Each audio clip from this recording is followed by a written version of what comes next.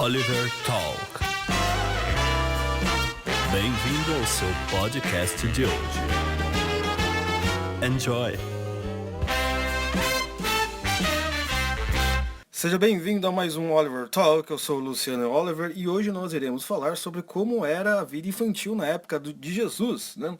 Uma coisa muito curiosa, não sei se alguém já falou para vocês, né? Mas tem muitas coisas na vida infantil, na época de Cristo, que perduram até hoje. É um assunto muito interessante que nós iremos discorrer a partir de algumas fontes, né? Primeiro iremos pegar dados e informações na Bíblia, também no Talmud, certo? Talmud judaico. Os livros apócrifos também irão nos dar algumas informações de como as crianças na época se relacionavam, né? Para quem não sabe, os livros apócrifos são livros que não estão na Bíblia, né? Por uma série de motivos, enfim, por causa de discussões que ocorreram, né? Os estudiosos da época falaram, não, esses livros não podem fazer parte, porque, enfim, existem falhas ou existem problemas. Mas, como fonte histórica, nós podemos pegar alguns dados, não é? Comparar. E também eu estou usando um livro, muito bom, por sinal, do Henry Daniel Hobbes, né? Que se chama Como Eram os Dias na Vida de Jesus. Né? É um livro muito bom e ele vai pegar a base de tudo isso, correto? Não se esqueça de assinar o podcast Oliver Talk no iTunes, Spotify, Deezer, SoundCloud ou no seu aplicativo de podcast favorito. Se estiver ouvindo no YouTube, não se esqueça de assinar o canal e ligar o sininho. Então vamos ao que interessa. O podcast será dividido em 4 partes, certo? Iremos falar sobre o nascimento, né, como os judeus recebiam na época o nascimento de uma criança, correto? Como se escolhia o nome e principalmente a educação dos jovens e depois da sua maioridade, depois dos 13 anos, correto? Então, uma coisa muito interessante para a gente reparar aqui, que sempre quando ocorria um nascimento de uma criança, tinha uma grande festa. Amigos, parentes e a vizinhança eram convidados. Então, assim, é uma coisa muito interessante, porque era recebido com uma grande alegria. Não é? E existia um versículo em Isaías, existe, na verdade, um versículo em Isaías, que era muito comum ser usado na época, né? Que era aquele, porque um menino nos nasceu e um filho se nos deu. Né? As famílias israelitas, na época, usavam muito esse versículo, entre outros, né? Como os filhos, a herança do Senhor, etc. Um homem que tem vários filhos, é um homem forte, etc., como oliveira, e por aí vai, né? Então era recebido com muita alegria, né? Um pouco diferente de hoje, né? Que o sujeito vai pensar em ter filho, ele já fica perplexado, assim, meu Deus, não quero ter. É parasita, né? Como dizem hoje em dia, né? E é interessante, as mães, elas tinham ajuda de parteiras, não é? Como ocorreu várias vezes, mas também as mães judias, elas sabiam se virar muito bem sem parteiras, não é? Como é o caso de Maria, da Virgem Maria, quando ela teve o filho, Jesus, lá, ali no estábulo, sem parteira, por assim dizer, né? Depois de nascido, né, era aquela coisa normal, né? Você tinha um cordão, o cordão umbilical, né? Você cortava, né, lavava e esfregava com sal para endurecer a pele. E olha que interessante, o nascimento de uma criança, ou até o corte do cordão umbilical, era uma coisa tão importante, mas tão sagrado, que os rabinos na época diziam, não, ó, no sábado é o dia de descanso, mas se tiver cordão umbilical, pode cortar. Né? A gente sabe, assim, por ouvir falar, ou até por observação, como existem judeus que dão valor ao sábado de tal maneira que alguns, né, dependendo vamos dizer assim, do seu ramo, assim, não fazem nada no sábado, mas nesse caso, na criança, existia essa licença, por assim dizer, né? E o Daniel Henry, ele também vai falar sobre métodos anticoncepcionais que existiam caso a mãe, sei lá, corria o risco de perder uma criança. Mas no livro ele não vai falar quais eram os métodos, ele só joga assim informação, não é? E sei lá, se alguém tiver aí o que seria um método anticoncepcional usado na época de Cristo, por favor, né, comente, ou pode também falar, não, isso é bobagem do autor, né? Lembrando que o Henry Daniel Hobbes, ele é um grande autor da história da igreja também, né? E esse livro, Como Era a Vida nos Tempos de Jesus, ele fala muita coisa interessante, né? Só que acho que ele não vende mais, né? Acho que é só em sebo, né? Eu tenho esse livro, li ele há uns 10 anos. É interessante, né? Então vamos lá, né? O pai, ele não participava do nascimento, né? Não via a mãe dar à luz. Era avisado, né? Que nem basicamente hoje, né? Tudo bem, né? Faz tempo que eu não vou, no... pelo menos nos filmes é assim, né? O pai não vê a mãe dando à luz, ou vê lá de uma caixinha, né? Mas enfim, ele era avisado, né? E assim que a criança chegava aos braços do pai, não é? O pai colocava a criança sobre os joelhos, não é? E o que acontece também? Se tivesse um patriarca na família, por exemplo, tá aquelas famílias grandes, né? Que mora todo mundo junto, aí tem um avô, e esse avô ele pode ser o patriarca, ele pegava a criança algumas vezes, né? Pegava a criança e colocava sobre os joelhos, né? Ele tinha esse privilégio também, né? E agora, quais são as diferenças entre o nascimento de filhos homens, né, ou melhor, de filhos e filhas, né, de bebês do sexo masculino e bebês do sexo feminino, né? Quando era bebê do sexo masculino, todo mundo te cumprimentava, era uma coisa maravilhosa, recebia, maravilha, né? Grande dia, seu primogênito, né? Quando era um bebê de sexo feminino, legal, valeu, nossa, realmente o Senhor te abençoou. Não era assim recebido com muito entusiasmo, né? Um dos motivos porque a filha ela passava pertencer a uma outra família em alguma época da vida, né? E segundo Daniel Henry, existiam alguns rabinos diziam na época que as filhas precisavam ser constantemente vigiadas, né?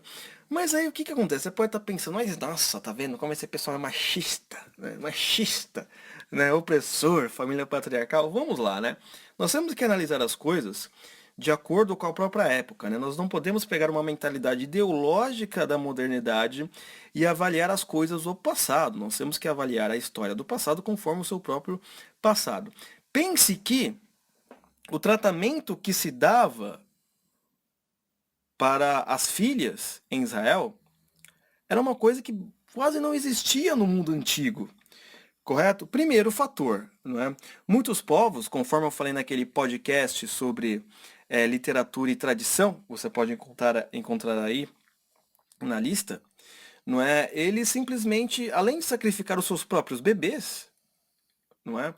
Eles simplesmente falam assim, ó, se for filho do sexo masculino, você mantém vivo, se for do feminino, você mate. Não é? Então, assim, cara, assim, a moça tá viva, né? E existiam mandamentos, inclusive, em Israel, que você não poderia matar os seus filhos, nem sacrificá-los a deuses estranhos. Não, nenhuma filha será tocada também. Então perceba que nesse sentido, né, talvez se você olhar hoje, né, com seus olhos, você vai falar assim, nossa, como era duro a vida de um bebê do sexo feminino. Mas se você pensar, se você estivesse naquela época, talvez uma egípcia teria inveja de uma mocinha nascida em Israel. Não é? Então, continuando também, né? A esterilidade também era uma coisa muito interessante, né? A gente vê na Bíblia várias vezes como a esterilidade é tratada como uma coisa vergonhosa, não é? Então tem mães pedindo, como a mãe de Samuel, para ter um filho, não é? Como o pai de João Batista, não é? Zacarias também, que era um casal estéril, depois teve um filho, não é? E os rabinos na época diziam também essa coisa, né? Um homem sem filho deveria ser considerado como morto. Não é? Por quê? Não é porque não tem herança, não vai ter a continuidade familiar.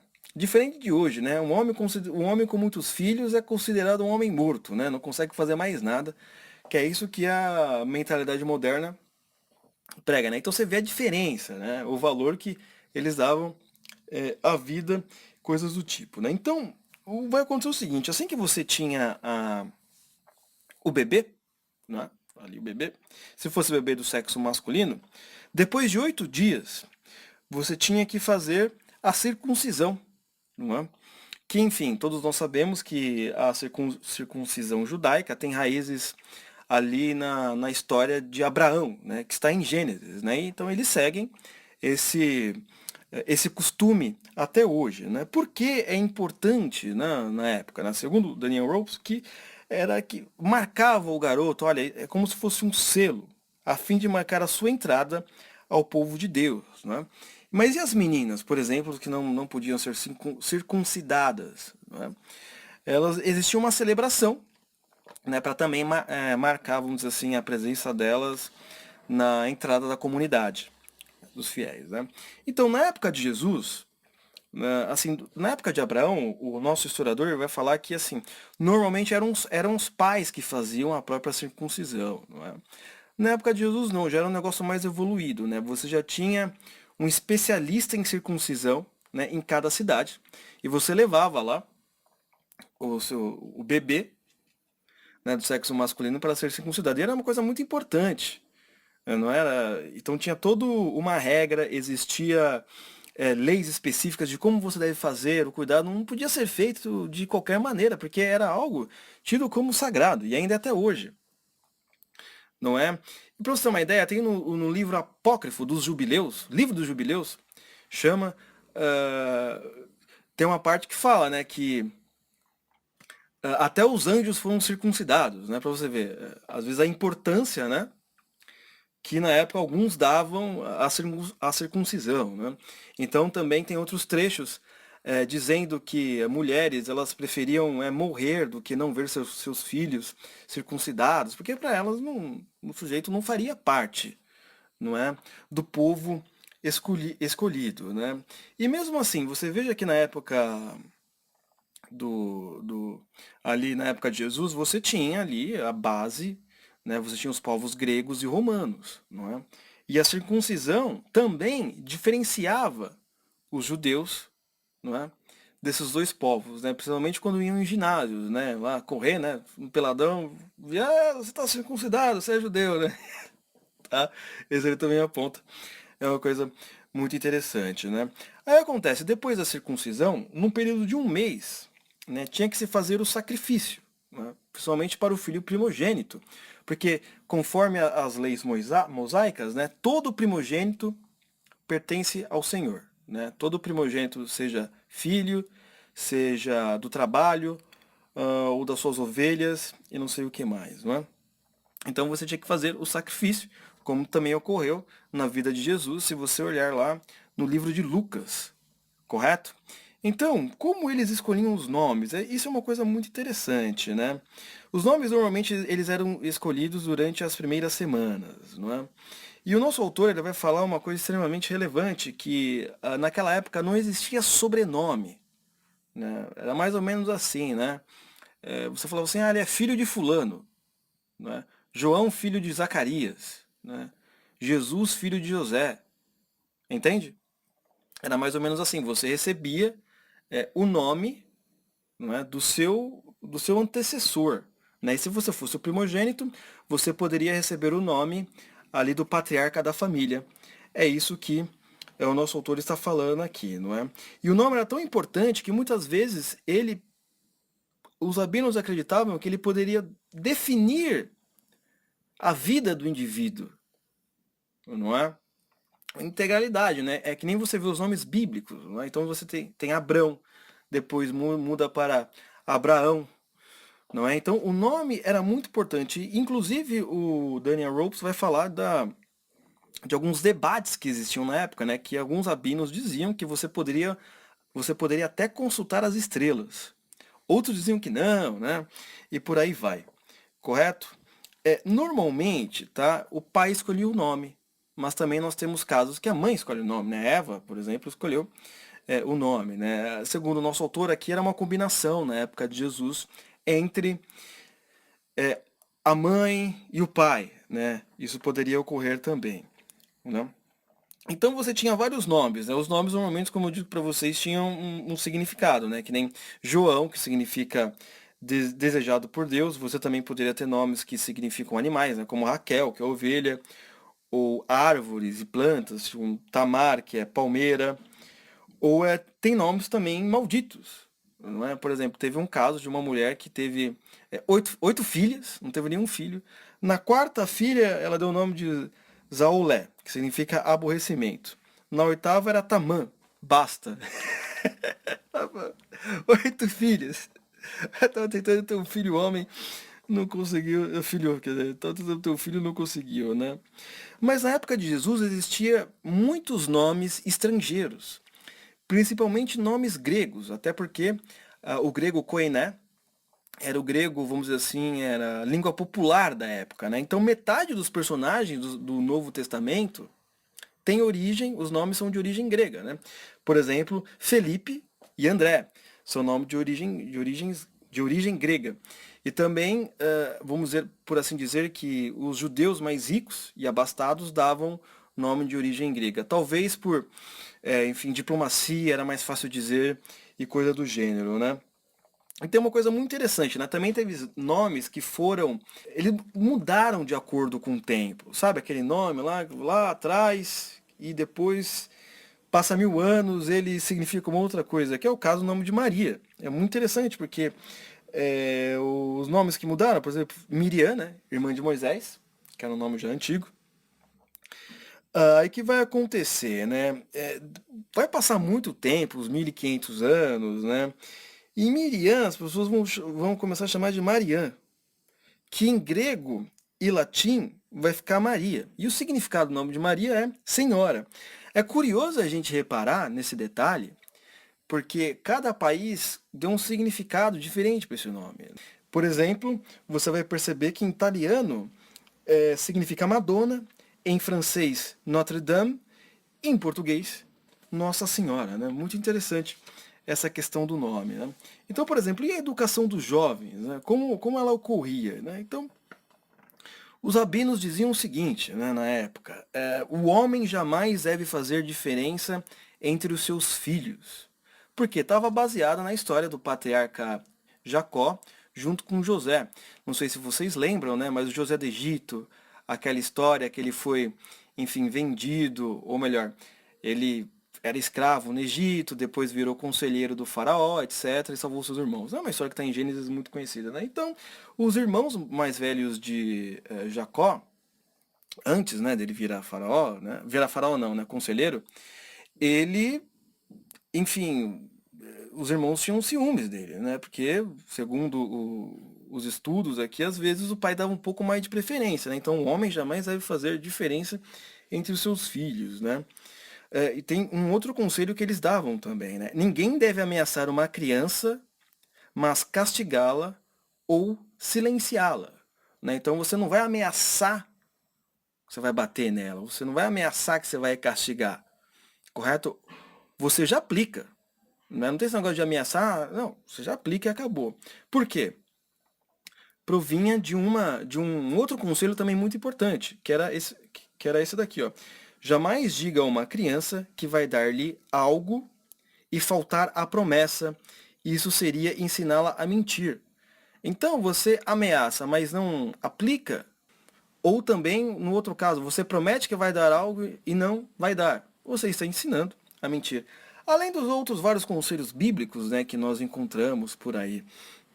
Não é? Quem guarda a vara estraga a criança, etc, etc, etc. Né? Educação moral, como ocorria, né?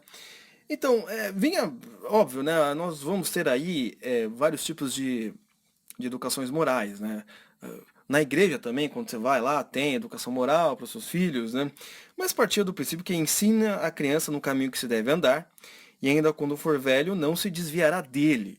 Então, era isso que ocorria, né? Eles já pegavam desde pequeno, né? Então, por exemplo, os pais, eles contavam as histórias de Deus para com seu povo, né? Os grandes milagres, né? Olha como Deus libertou o povo do Egito, né? Olha o que ele fez com Davi, o grande rei.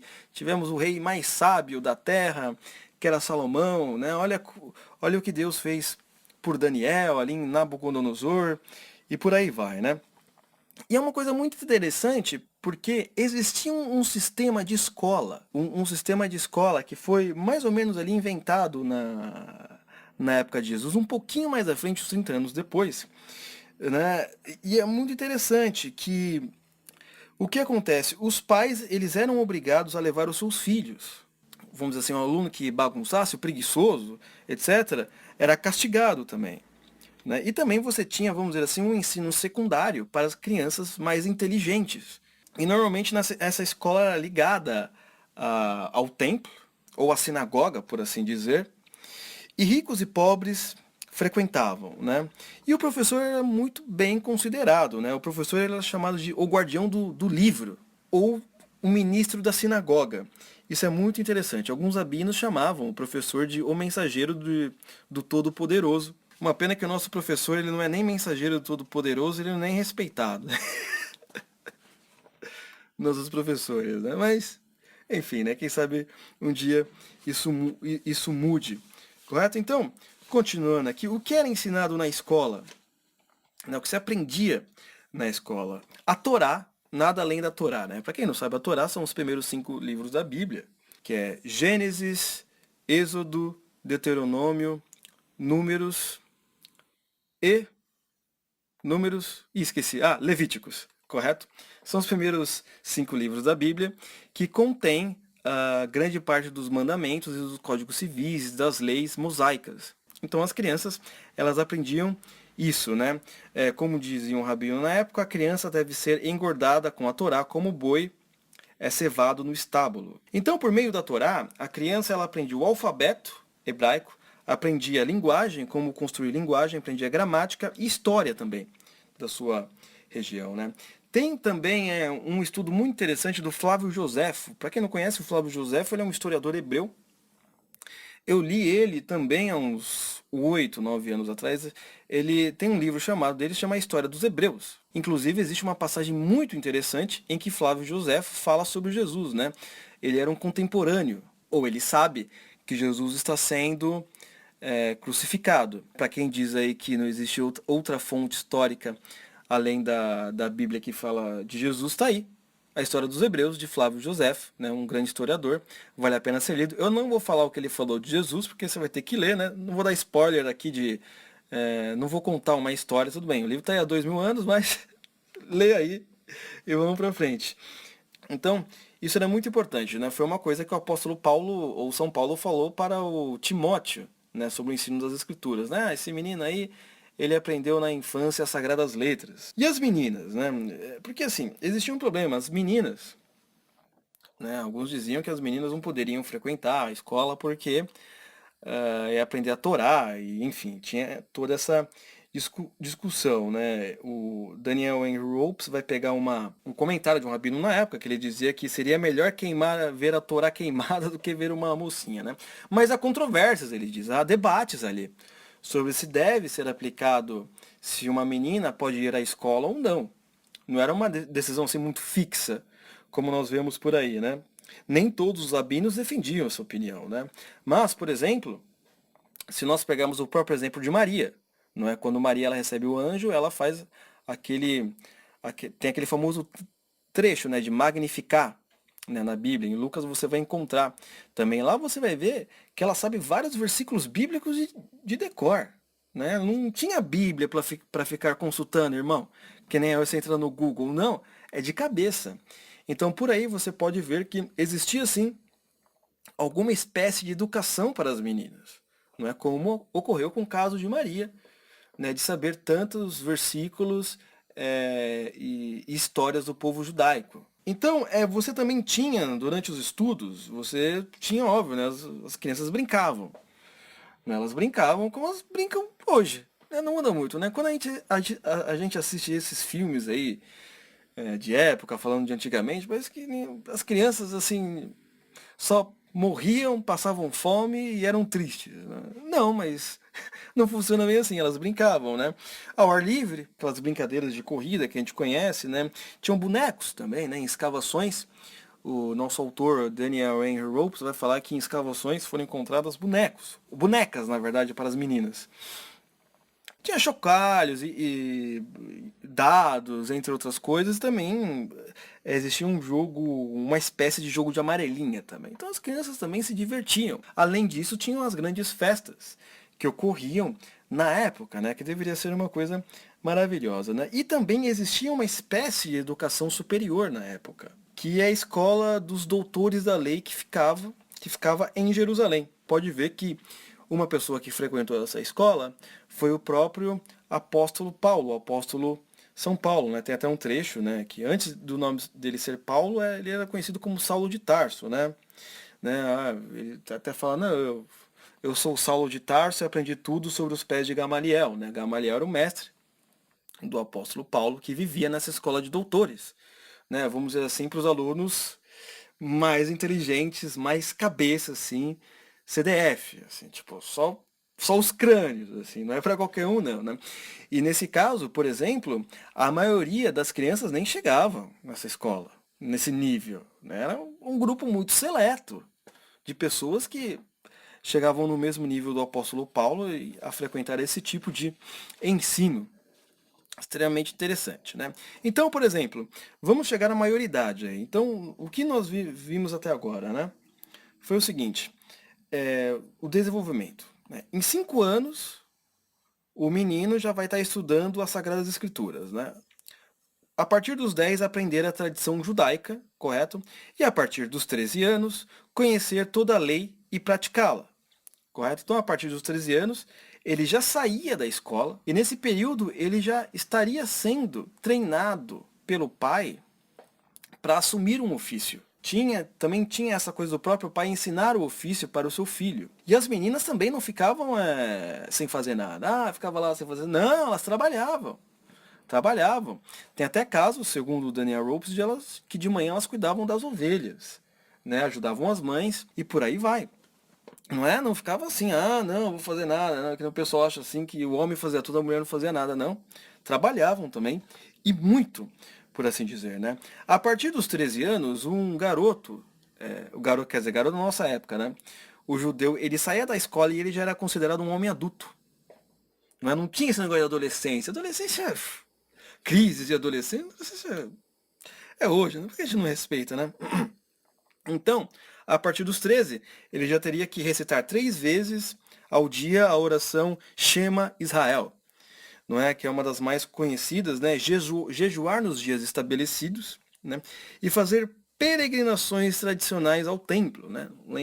Não sei se você lembra, mas Jesus também fez uma peregrinação ao templo. Então era normal, né? A partir dos 13 anos, as crianças começarem a fazer isso, né? Então você também vai ter o famoso Bar Mitzvah, que assim que a criança ela completa 13 anos, vai fazer o seu bar Mitzvah, ela é considerada filho da lei, porque ela já, enfim, aprendeu tudo que tinha para aprender, né? Já está apta a seguir os mandamentos mosaicos, por assim dizer, né? E também tinha um outro dever, né, que os rabinos diziam na época. Qual que era um outro dever a partir da maioridade? Tem um trecho muito interessante. Um rabino, ele dizia o seguinte: o jovem é como um potro que rincha, anda de lá para cá, arruma-se com cuidado, tudo porque está procurando uma esposa, né? Então, ele agora está procurando a sua esposa, né? As pessoas casavam cedo na época, não é que nem hoje, eu vou ter primeiro a minha carreira, preciso ganhar milhões, né? Ser CEO, e aí com uns 40 anos casar, né? Normalmente acontece o contrário, né? O cara deseja tudo isso e não casa, né? CEO, não é nada. É a modernidade, né? Então as pessoas casavam cedo, né?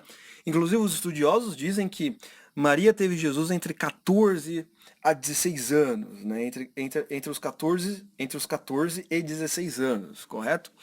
Foi mais ou menos essa idade. As meninas casavam cedo, os rapazes também, né? Então ele já estava procurando, né? Mas também existia um outro conselho rabínico muito interessante para os jovens depois que casavam. Mas antes desse conselho, não se esqueça também de visitar a loja de roupas do Romanini. Lá você vai ter roupas estilosas e de fé também, né? Tem uma roupa sobre Maria, tem uma roupa sobre Jesus Cristo, e tem uma roupa que eu até escolhi que eu acho a melhor, que é o anjo Gabriel, né?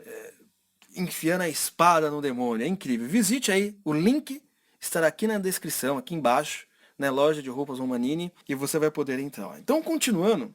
Então, o que dizia outro rabino? Mas uma vez casado, se assemelha a um jumento carregado de fardos, né? Então, esse conselho do rabino, ele ainda é até hoje.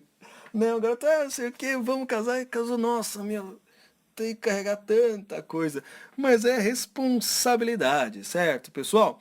Então é o seguinte, muito obrigado por ter ficado até aqui. E nós estaremos lançando o nosso Oliver Club lá nessa plataforma. Você vai poder, você terá podcasts exclusivos sobre lista de leituras, como ler, entre outras coisas. Você também vai ter grupos, correto? Os PDFs também, que muitas vezes vocês me falam assim, pô, vocês passam muita informação, tá? Não dá para ficar anotando. A gente quer parar para ler os livros. Então vai ter esses PDFs lá que é só você ver direto, ó. Essa foi a bibliografia que a gente usou aqui, né, no Oliver Talk, né? E entre outras coisas, certo? Vai ser um preço bacana para todos vocês, correto? E a gente vai estaremos lançando daqui a pouco, correto? Fique ligado aí no Oliver Talk nas redes sociais, só digitar Oliver Talk tanto no Instagram, Facebook ou Twitter. Correto, pessoal? Muito obrigado e até a próxima. Oliver Talk. Este é o fim do seu podcast. Muito obrigado.